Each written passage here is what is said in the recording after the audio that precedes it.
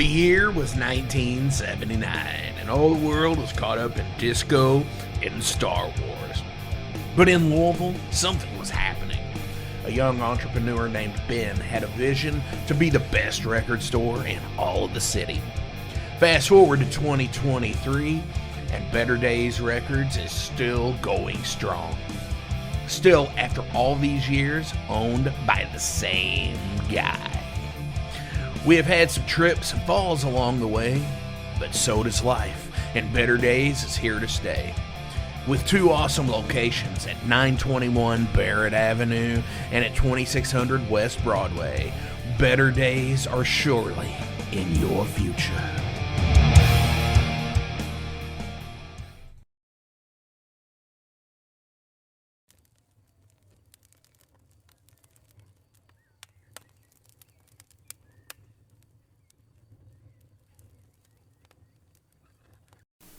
Hey everyone, welcome back to the August edition of the Alehorn here on the Flamekeeper Network, www.flamekeeper.vip to sign up on our Patreon to get this video and all other videos early and all the podcasts early, access to pre-sales for any fests that we might be part of, compilation CDs, and other things coming down the pipeline. So if you got $1 or $2 or even $5 to spare every month, we would appreciate it. It helps pay subscriptions for Zoom, video editors, print and posters for the fests, etc. So, check it out if you haven't, and if you sign up, great. If not, that's cool too. Just as long as you share the videos, that's all we ask. So, I got a couple different things. Gonna really go across the spectrum of music on this episode. So, I'm gonna get this first one out of the way here.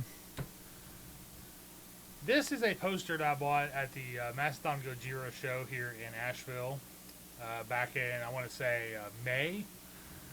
My guitar player in my band, Chad Barnwell, bought me a ticket. So this was a really cool show. And don't get me wrong, this poster was way overpriced. But the artwork's so badass that I had to have it.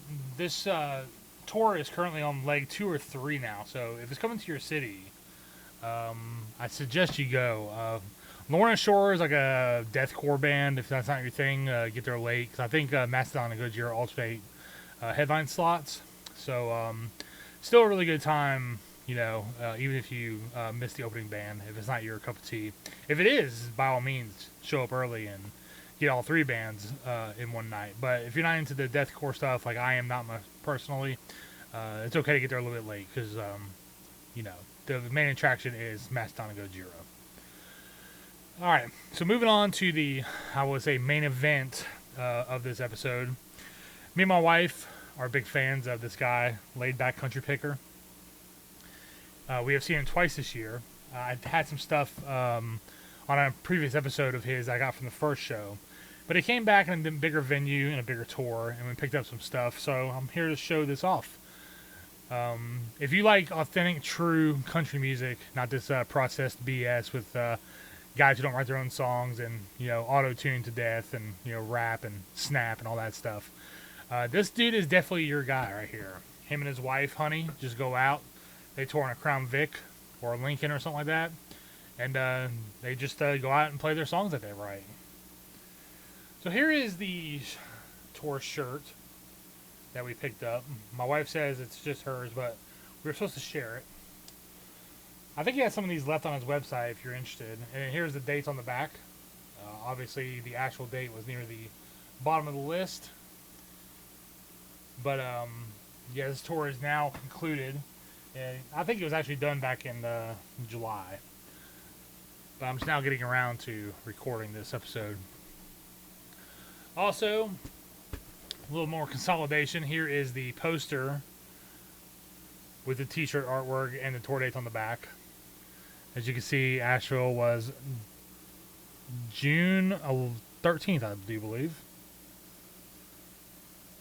No, 25th. Shows you how good my eyesight is. And then finally, he finally got some vinyl printed, and I have the CD, but now I have the vinyl of Go West. And if you can see here, It's signed by both Laidback Country Picker up here at the top and Honey down here at the bottom. So it's also a colored vinyl. I'll pull it out here. Oh, here's the back if you're interested. All the hits, if you ask me. This is like his greatest hits album that he wrote and didn't even try to. And then here is the vinyl with side A. Let's see, turn it. Side A. And then side B. So a cool red vinyl. I actually haven't even listened to this yet. One of these days I'll get around to it. I just haven't had much time to do much record listening. My kids don't like the loud noises, and I do. So just gotta find that time where I, get some time alone to listen to it. Nothing else came with it. No sleeve, no download code or anything like that. So pretty much just a vinyl and a white sleeve. But yeah, I'm a big fan of this guy. If you get a chance to see him, I would highly recommend it. He's a hell of a guitar player to beat all too. So there's that. So before I wrap this one up, I'm starting to have download codes for people to download every month on my episodes of Unsleeved. And this month, I found this one on the floor in my stepson's room. I asked him if he wanted it, and he said no. So this is a download code for 72 seasons. If you're interested, there is the information that you need. If you take it, just leave a comment saying that you claimed it, so other people will not waste their time doing it. So if you don't have this album yet, or we're just curious about it but didn't want to spend any money, here's your chance. It's worth a listen. Probably even worth a download. I've kind of fell out of sorts with it over time. It's not as strong as it was when it first came out, but there's always a lot of hype when new Metallica comes out, and then you kind of realize that this isn't Master of Puppets after all. So I'll just leave it at that. And again, thanks everyone for watching. Hope you enjoy this series. Don't forget, my partner in crime, Mark Jackson, does his own Unsleeved series on the Metal Forge YouTube. He does a little more in-depth and longer and crazier stuff than I do. So if you're interested in see what he's up to up there in Kentucky, or Indiana, sorry, go over there and check out all his Unsleeved videos. He puts a lot of effort into production and stuff like that, and they're really cool and really informative, and he does a good job with them.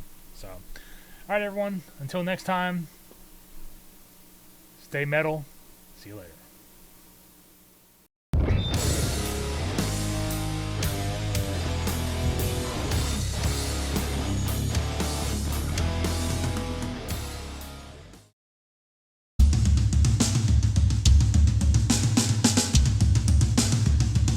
For 45 years and keeping Louisville weird, Electric Ladyland has been there for all your eccentricities. While they do offer the best smoking supplies out on the market today, there's a whole lot more to check out. From ashtrays and blacklight posters, to records, incense and burners, and items to stock your metaphysical supply. They're open from 10 to 10, 7 days a week. Located at 2325 Bardstown Road in Louisville, Kentucky, and at electricladyland420.com.